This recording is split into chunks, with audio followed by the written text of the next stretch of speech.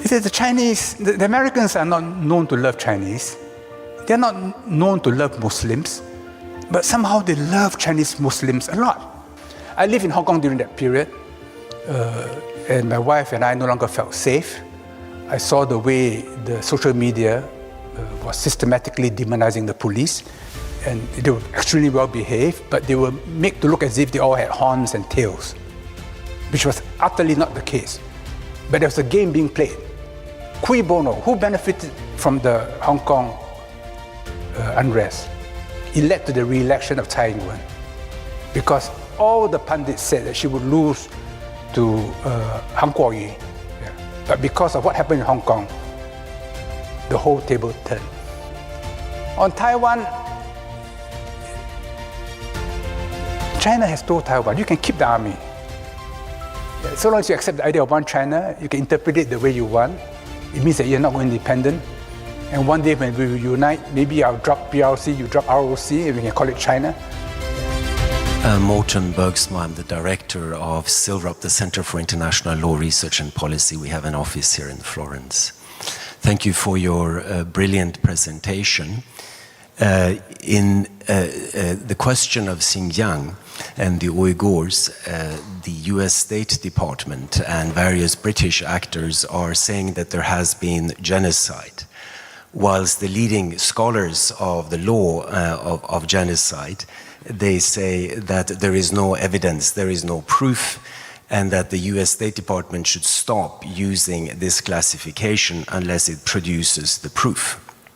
By making use of such classifications as genocide and crimes against humanity, one also generates feelings of blameworthiness and that there is a threat from the Chinese government. What are your thoughts on the way the US and British actors use human rights terminology, the human rights narrative, and soft international law in the contest which you refer to between the United States and China?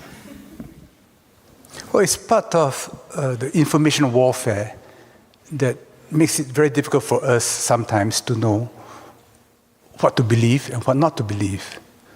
I first accompanied Lee Kuan Yew to Xinjiang in the year 2000, just before he stepped down as Prime Minister.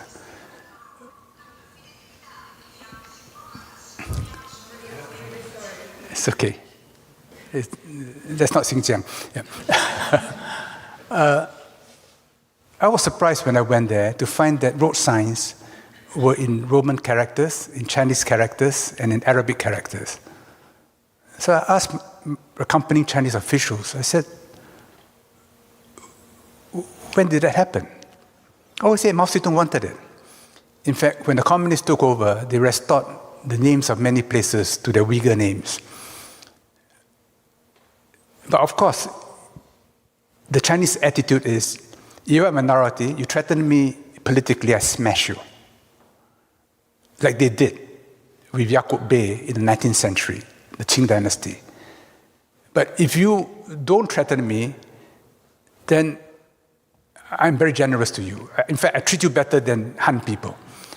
So the population policy never applied to the Uyghurs. And that's why there are many more Uyghurs today in proportionate terms than Han Chinese and any other group. So there's certainly no physical genocide.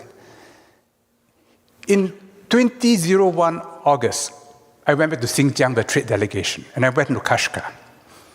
In Kashgar, I saw women in Central Asian burqas, which is a whole basket put on top of their head. I was shocked. I asked Chinese officials, I said, why do you allow this? They said, no, it's a custom. When I was in Urumqi, they took me horse riding. I can't ride a horse to save myself. So they said, no, don't worry. A young girl or boy will hop behind you, a Kazakh, and they'll gallop the horse. And it was very exciting. I tried to speak to her in my poor Mandarin. She could not understand me. So again, I asked the Chinese, I said, why aren't you teaching them Chinese? They said, no, they're nomads. No, we leave them alone. They did not realize then, it was 2 weeks before September 11, that the Salafis had been working on their minds. And from 2010 to 2015, there was a spate of terrorist incidents in China, to a point where the Han people in Xinjiang had to arm themselves. I also knew this from my cousins in China who used to go to Xinjiang, and then during that period they say it's no longer safe, and now they're all over Xinjiang again because peace has returned. So this whole story that there's genocide in Xinjiang, to me, does not reflect what's happening there. Yes, they have been draconian in making sure that Salafi influence is controlled in China. But all countries, including Singapore, face this problem. And it's interesting that no Muslim country today has condemned China on the Xinjiang policy. But when I was cruising in Croatia, someone told me what an Italian professor in Chengdu said. It's quite interesting. Take it in the right spirit, you know. He said the Americans are not known to love Chinese. They're not known to love Muslims, but somehow they love Chinese Muslims a lot. So that's my answer to your question. Thank you very much. I'm Sonja Punkscher-Riekmann, a member of the External Advisory Board and of the Austrian Academy of Sciences. Thank you very much for an utterly inspiring speech. I have tried to keep track of Chinese development, reading a lot, but yeah, I will certainly not have reached the point of Matteo Ricci. I have a question which is a politico-philosophical question. How would you estimate the Chinese capacity to deal with discontinuities and to integrate that into the Taiwanese question? Perhaps you will now tell me that I don't understand anything of Taiwan, and I would take that. But it is a democratic state. Is that not the case, in your opinion? And if so, how would, in a Chinese reading, to be dealt with this democratic development as a different one as China has experienced, in order to perhaps assess the whole question of independence in a different way? Is that at all feasible, thinkable, etc.? We had a similar development with Hong Kong, hadn't we? Where there was this solution of one country, two systems. And, well, I don't think that China really lived up to that. But, yeah, perhaps you see this differently. Thank you. China never accepted the Treaty of Nanjing, which ceded Hong Kong in perpetuity to the British as being a valid treaty. They never accepted that.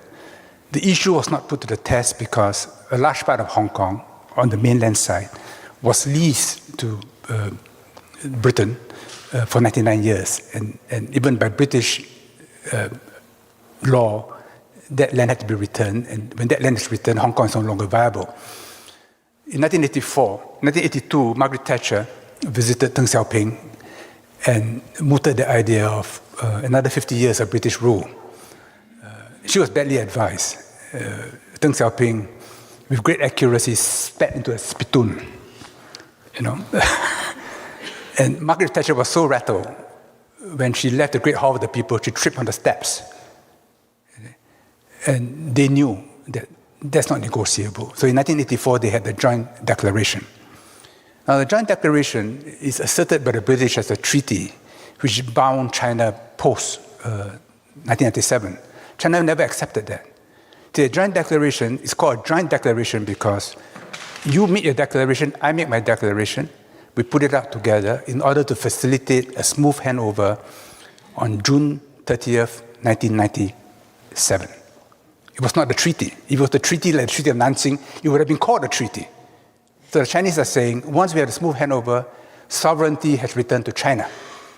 But China in this declaration said that it will promulgate a basic law, which it legislated in consultation of Hong Kong people, under which one country, two systems would last for 50 years. in that basic law, a national security law in Hong Kong must be enacted. So for 20 over years, it was never enacted, which means that in terms of performance, Hong Kong failed to keep up its side of the bargain. So the mainland then imposed national security law on Hong Kong, but still requires Hong Kong to make subsidiary legislation. And that's right now being done. I lived in Hong Kong during that period, and my wife and I no longer felt safe. I saw the way the social media was systematically demonizing the police, and the Hong Kong police is nothing like police in Paris or Los Angeles or New York. And they were extremely well behaved, but they were made to look as if they all had horns and tails, which was utterly not the case. But there was a game being played. Cui bono, who benefited from the Hong Kong unrest? It led to the re-election of Tsai Ing-wen, because all the pundits said that she would lose to Han Kuo-yu. Yeah. But because of what happened in Hong Kong, the whole table turned. So I have a very interpretation of Hong Kong, and it's based upon my own experience living there and the sort of things which were happening. That when they stormed the legislature, I think it was Nancy Pelosi who said, "Oh, what a glorious sight," until January 6th happened. Then it didn't look so glorious after that. So the double standards were so thick you could cut through it with a knife. Yeah. So on Taiwan, China has told Taiwan, you can keep the army. So long as you accept the idea of one China, you can interpret it the way you want. It means that you're not independent. And one day when we unite, maybe I'll drop PRC, you drop ROC, and we can call it China. Yeah. So it is an internal affair. It is one of reconciliation.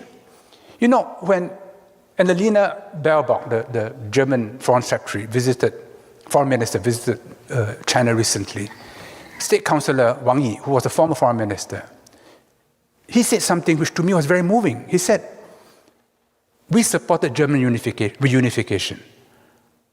We hope Germany will support our reunification. Germany was divided because it was an aggressor. China was divided because it was a victim.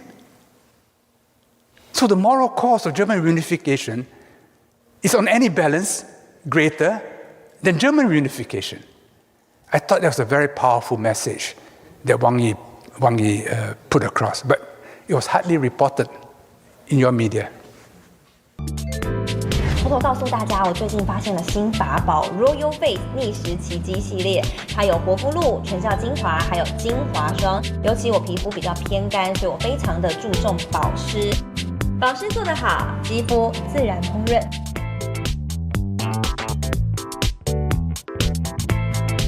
提亮肤色更年轻，抚平皱纹超有感，而且气色变好。用心保养，每天都更美一点。